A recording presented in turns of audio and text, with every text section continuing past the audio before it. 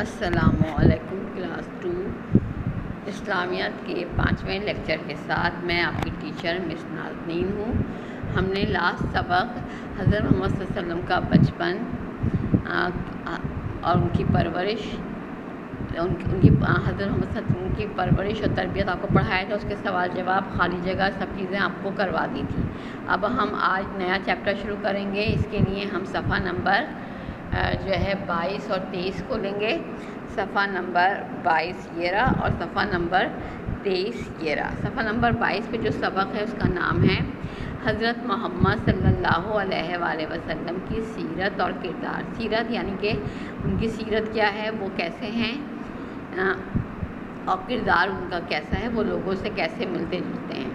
صحیح ہے، اس کی میں ریڈنگ کر رہی ہوں، اس کو غور سے سنیں، پھر اس کا ٹائٹل پیج بنا کے ہم کام کریں گے۔ جس طرح قرآن مجید میں وہ سب کچھ ہے جو بہتر زندگی گزارنے کے لیے ہماری رہنمائی کرتا ہے، یعنی ہمیں راہ دکھاتا ہے اور ہمارے لیے علم کا بہترین ذخیرہ ہے، اسی طرح رسول پاک حضرت محمد کی زندگی کی ہر بات ہمارے لیے رہنمائی کرتی ہے۔ وہ کیسے اٹھتے تھے، کیسے باتیں کرتے تھے، کیسے لیٹتے تھے، کیسے نماز پڑھتے تھے، کیسے روزے رکھتے تھے، کیسے لوگوں کے درمیان رہتے تھے، کیسے لوگوں کے درمیان جھگڑے ختم کرتے تھے، کسی کو برا نہیں کہتے تھے، کسی کا مذاق نہیں اڑاتے تھے، سب سے پیار کرتے تھے، ہر اچھے کام میں حصہ لیتے تھے۔ حضرت علی رضی اللہ تعالیٰ عنہ کا قول ہے، یعنی قول کا مطلب ہے انہوں نے فرمایا کہ حضرت محمد صلی اللہ علیہ وسلم ایسی شخصیت کے مالک تھے جو بھی آپ کو پہلی بار دیکھتا مروب ہو جاتا، یعنی آپ کی شخصیت کے سحر میں آ جاتا، اور جو بھی آپ کے پاس بیٹھتا آپ سے محبت کرنے لگتا، آپ سے ایک دفعہ گفتگو کرتا، ایک دفعہ بات کرتا تو اس کا دل نہیں چاہتا کہ وہ آپ کے پاس سے اٹھے، وہ چاہتا کہ وہ آپ سے باتیں کرتا رہے بس۔ بہت سارے ایسے لوگ ہوتے ہیں دنیا میں، لیکن ہمارے پیارے نبی جیسا کوئی بندہ نہیں تھا۔ حضرت محمد صلی اللہ علیہ وسلم کے خاندان یعنی کہ ان کی فیملی کے لوگ وقار، گفتگو، صورت اور سیرت کا کوئی ثانی نہیں تھا۔ صحیح ہے، آپ کا خاندان عرب کا سب سے بڑا خاندان تھا، آپ کی گفتگو، آپ کا جو ہے طرز زندگی، آپ کا اٹھنا بیٹھنا وقار کے ساتھ تھا۔ آپ کو دیکھ کے دل چاہتا تھا کہ لوگ جو ہیں آپ کی عزت کریں۔ ایسے لوگ ہوتے ہیں نا کچھ جن کی شخصیت ایسی ہوتی ہے کہ دل چاہتا ہے کہ وہ ان کے سامنے ادب سے رہو، ان کے سامنے منہ سے کوئی گفتگو غلط نہ نکل جائے، ان کے سامنے تمیز سے رہو۔ ایسی آپ صلی اللہ علیہ وسلم تھے، اور آپ کا جیسا پورے عرب میں اس وقت کوئی دوسرا نہیں تھا۔ ثانی کا مطلب ہے دوسرا، کوئی آپ جیسا نہیں تھا۔ اور اعلان نبوت سے پہلے، یعنی جب آپ نے اللہ تعالیٰ کی نبی ہونے کا اعلان کیا، اس سے پہلے ہی آپ مکے کے لوگوں کی امیدوں کا مرکز تھے۔ مکے کے لوگوں نے آپ کو بچپن سے جوان ہوتے تک دیکھا تو وہ آپ کو بہت پسند کرتے تھے، آپ سے اپنے مسائل جو ہے آپ کو بتاتے تھے، ان کا حل آپ سے پوچھتے تھے، اور آپ ان کی ہر بات کو جو ہے حل کرنے کی کوشش کرتے تھے، ان کی امیدوں کے مرکز تھے۔ اس کی بنیادی وجہ آپ کی عادات تھی، یعنی آپ عادات میں بہت نرم دل تھے، بہت ہی پیار سے بات کرنے والے تھے، کبھی کسی کو کسی بات پہ ڈانٹتے نہیں تھے، غصہ نہیں کرتے تھے۔ سیرت اور کردار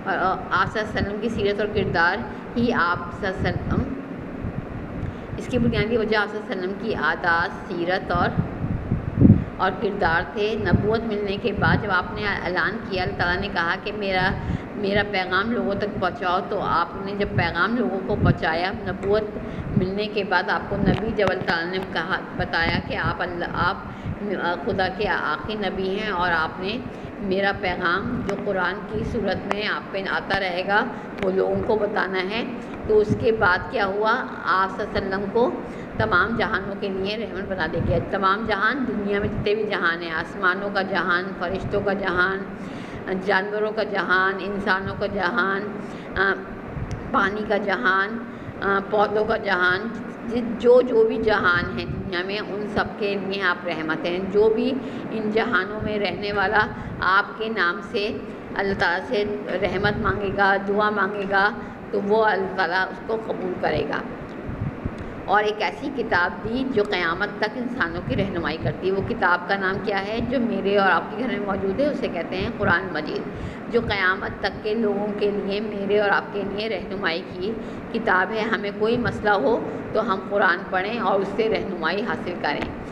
وہ دین جو 1,24,000 انبیاء کے ذریعے تھوڑا کر کے بیان کیا جاتا رہا تھا، اس کی تکمیل کر دی گئی، یعنی اسے مکمل کر دیا گیا، بتا دیا گیا کہ حضرت محمد جو تمام نبیوں کے سردار ہیں، اس کے بعد اب کوئی نبی نہیں آئے گا، یعنی ہمارے نبی کے بعد دنیا میں قیامت تک کوئی نبی نہیں آئے گا، اور قرآن پاک کے بعد دنیا میں کوئی دوسری کتاب نہیں آئے گی۔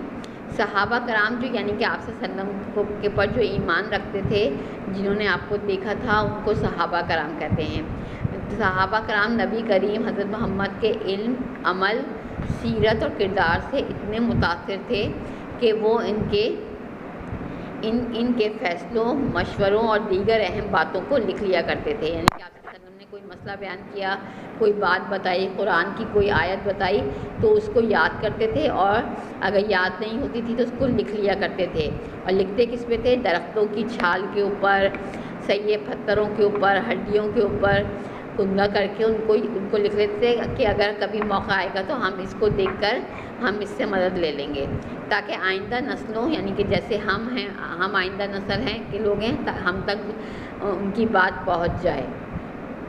صحیح ہے؟ اتنی بات سمجھ میں آئی؟ اس کے بعد کیا ہے؟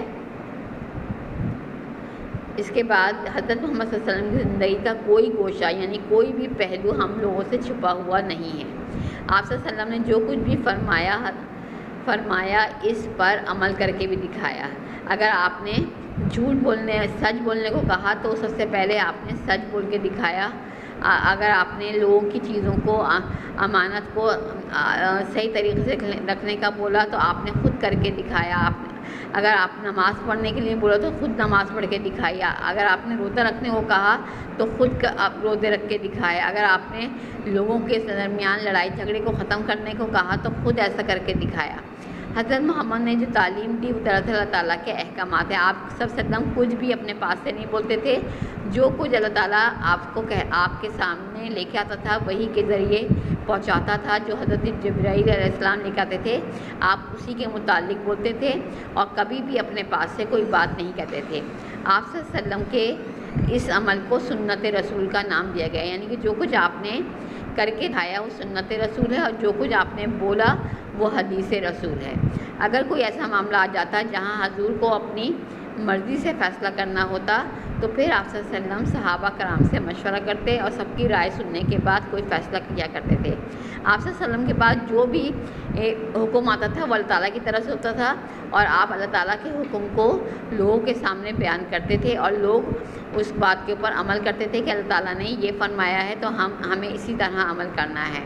اور اگر کسی بات میں آپ کو سمجھ میں نہیں آ رہا ہوتا تھا کہ کیا کروں تو آپ لوگوں سے مشورہ کر لیتے تھے کہ اللہ تعالیٰ نے یہ کہا ہے اور ہمیں یہ کام کرنا ہے، تو لوگ جو ہیں اللہ تعالیٰ کے مشورے کے مطابق آپ کو عمل کرنے کا کہتے تھے، اور آپ پھر ویسے ہی فیصلہ کرتے تھے اللہ تعالیٰ کے حکم کے مطابق۔ اب ہم اگلے پیج پہ آ جائیں گے، صفحہ نمبر 23 کے اوپر۔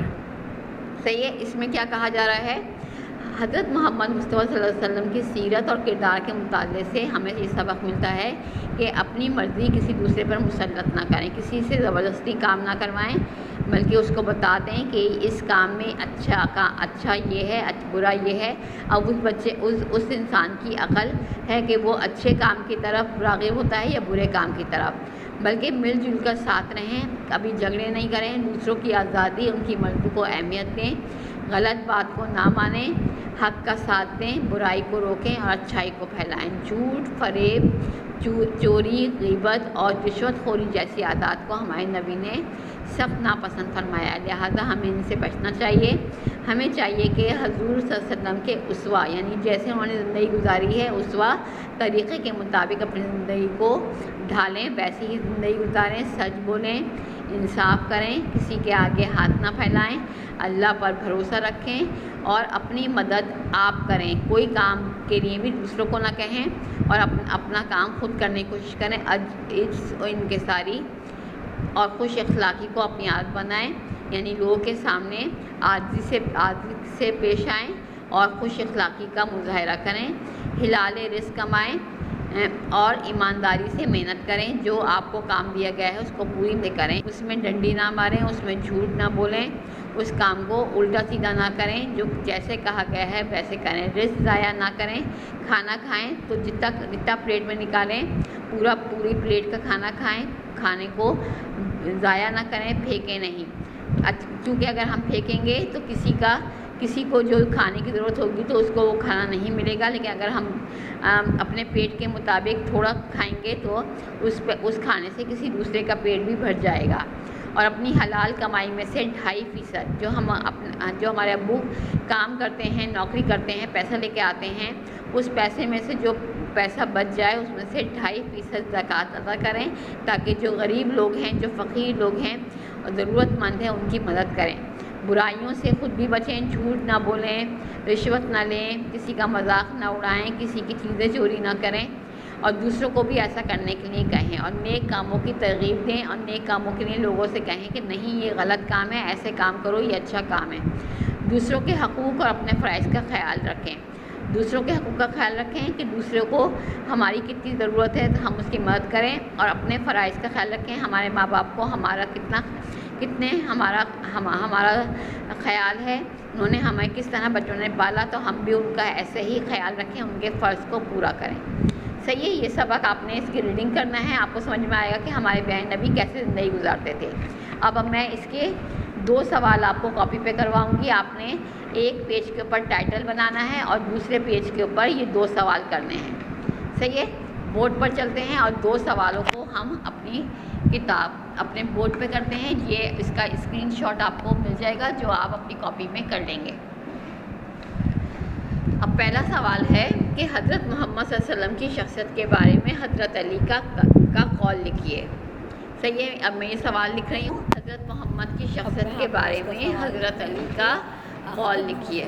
شخصیت کے بارے میں سوال نمبر 1 ہم لکھیں گے، بورڈ پر ہم آ گئے۔ جو میں آپ کو بتا رہی ہوں وہ کیا ہے کہ حضرت محمد صلی اللہ علیہ وسلم کی شخصیت کو جو بھی دیکھتا وہ آپ صلی اللہ علیہ وسلم سے مرعوب ہو جاتا، اور جو آپ سے وہ آپ سے محبت کرنے لگتا۔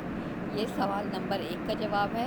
اور اس کے نیچے ہم سوال نمبر 2 کی ہیڈنگ ڈالیں گے۔ سوال نمبر 2 یہ ہے کہ انسانوں کی ہدایت کے لیے اللہ تعالیٰ نے کتنے انبیاء دنیا میں بھیجے؟ انسانوں کی ہدایت کے لیے اللہ تعالیٰ نے دنیا میں کتنے انبیاء دنیا میں بھیجے؟ تو اس کا جواب ہے کہ اللہ تعالیٰ نے انسانوں کی ہدایت کے لیے اللہ تعالیٰ نے 1,24,000 انبیاء دنیا میں بھیجے۔ یہ 2 سوال جو ہیں وہ آپ نے اپنی کاپی میں کرنے ہیں، اور اس کو اچھی سی رائٹنگ میں کرنا ہے آپ نے۔ یہ دیکھیں سوال نمبر 1 یہ جو آ گیا ہے یہ ہے کہ حضرت محمد صلی اللہ علیہ وسلم کی شخصیت کے بارے میں حضرت علی کا قول لکھیے۔ یہ سوال آ گیا آپ کے پاس، اور اس کا جواب آپ کا میں نے کیا لکھوایا ہے کہ حضرت محمد صلی اللہ علیہ وسلم کی شخصیت کو جو بھی دیکھتا، حضرت علی کا قول ہے کہ جو بھی حضرت محمد صلی اللہ علیہ وسلم کی شخصیت کو دیکھتا وہ آپ سے مرعوب ہو جاتا، اور جب وہ آپ کے پاس بیٹھتا تو آپ سے محبت کرنے لگ جاتا۔ صحیح ہے، یہ سوال نمبر 1 ہے۔ اور دوسرا سوال کیا ہے کہ انسانوں کی ہدایت کے لیے اللہ تعالیٰ نے کتنے انبیاء دنیا میں بھیجے؟ انسان یعنی کہ جو دنیا میں آدم سے لے کر قیامت تک جو انسان آئے ہیں ان کی ہدایت کے لیے اللہ تعالیٰ نے دنیا میں کتنے نبی بھیجے؟ تو اللہ تعالیٰ نے انسانوں کی ہدایت کے لیے اللہ تعالیٰ نے 1,24,000 نبی دنیا میں بھیجے۔ کتنے نبی بھیجے؟ اللہ تعالیٰ نے دنیا میں 1,24,000 نبی دنیا میں بھیجے۔ انسانوں کی ہدایت کے لیے اللہ تعالیٰ نے 1,24,000 دنیا میں نبی بھیجے۔ صحیح ہے، اس طریقے سے آپ یہ دونوں سوالوں کے جواب اپنی کاپی میں لکھ لیں گے، اور اگر اس کو میں کاپی میں لکھ کر اس کا اسکرین شاٹ آپ کو بھیج دوں گی تاکہ آپ لوگوں کو یہ سمجھ میں آ جائے۔ اب بورڈ پہ آپ کو سوال نظر آ رہا ہے، حضرت محمد کی شخصیت کے بارے میں حضرت علی کا قول۔ حضرت علی کا قول ہے جو بھی آپ سے ملتا آپ سے مرعوب ہو جاتا، آپ کے پاس بیٹھتا تو آپ سے محبت کرنے لگتا۔ اور دوسرا سوال ہے کہ انسانوں کی ہدایت کے لیے اللہ تعالیٰ نے کتنے انبیاء بھیجے؟ इंसानों की हिदायत के लिए अल्लाह ताला ने 1,24,000 अम्बिया भेजे। सही है। सवाल नंबर 2 क्या है? इंसानों की हिदायत के लिए अल्लाह ताला ने कितने अम्बिया दुनिया में भेजे? इंसानों की हिदायत के लिए अल्लाह ताला ने 1,24,000 अम्बिया दुनिया में भेजे। सही है। पहला सवाल समझ में आ गया। फिर दूसरा सवाल भी आपके सामने मैंने पढ़ा है। ये आपको बोर्ड पे नज़र नहीं आ रहा, लेकिन इसको आपको मेरी आवाज़ सुन के आपको ये समझ में आ रहा है। अल्लाह ताला ने इंसानों की हिदायत के लिए दुनिया में 1,24,000 पैगंबर भेजे। देखें, ये आपके आ गया। अल्लाह ताला इंसानों की हिदायत के लिए अल्लाह ताला ने कितने अम्बिया दुनिया में भेजे, और जवाब इसका भी नीचे आ रहा है आपका। इंसानों की हिदायत के लिए अल्लाह ताला ने 1,24,000 नबी भेजे। अब आपका चैप्टर ख़त्म होता है। खुदा हाफ़िज़।